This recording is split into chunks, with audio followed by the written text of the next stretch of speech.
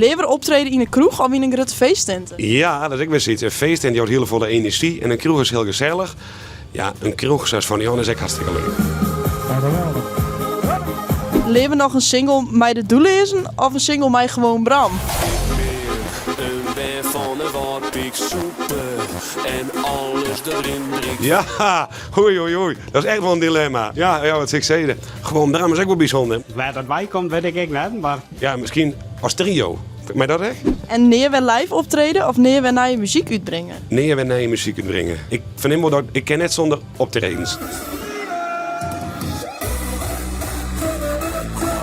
Dus ik heb wel die energie nodig, dus dan mag je naar je muziek meer. Lever met een eigen versje in de Friese top 100 of in een landelijke top 2000 komen? Ja, dan ga ik toch van Friesland natuurlijk, hè? Friesland Bob, hè? Lever de Helione lang koppers jongen of de Helione alleen maar eigen noemers jongen? Helione, eigen noemers, jongen.